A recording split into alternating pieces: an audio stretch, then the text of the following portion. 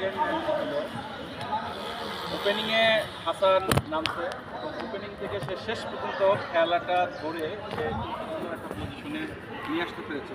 তো এই ব্যাপারে হাসান আহমেদ আপনার প্ল্যানিং কী ছিল, বা আপনি যে আমাদের সুন্দর একটা ম্যাচ উপহার দিলেন বা ব্যাটিং উপহার দিলেন, এটা সম্পর্কে আসলে আপনি জানতে চাচ্ছেন এবং পরবর্তীতে আপনার প্ল্যানিং কি যে ফিল্ডিং হবে, তো সেক্ষেত্রে কী করতে পারেন একটু জানতে চাচ্ছেন ম্যাচ সম্পর্কে আপনি একটু অবগত রাখেন। আমি আসলে মূলত বলতে চাই, খেলাটা ছিল 8 ওভারে, খুবই সীমিত ওভারের খেলা। তো সীমিত ওভারের খেলা তো প্রথম 2 ওভার আমি চিন্তা করছি যে আমি সিঙ্গেলস দিয়ে খেলবো।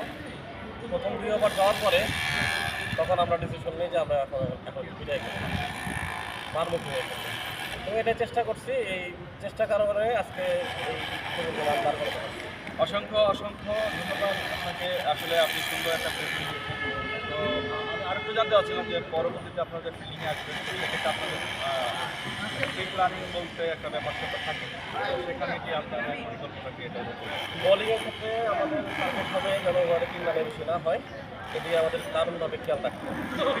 আর ওভার বাউন্ডারি যাতে না হয়, বাউন্ডারি যাতে না হয়, ফিল্ডারদের অ্যালার্ট থাকতে হবে। সবার মিলে সম্মিলিত চেষ্টা করলেই আমরা আসলে একটা ভালো খেলাও করতে পারবো। ওকে, তাহলে দেখা যাক সামনে হাসান যে কথা বললো যে খেলতে পারে, ইনশাল্লাহ তারা উইনিং করবে। তো এই আশাবাদ ব্যক্ত করে আমি ধন্যবাদ জানাচ্ছি। ঠিক আছে। ধন্যবাদ।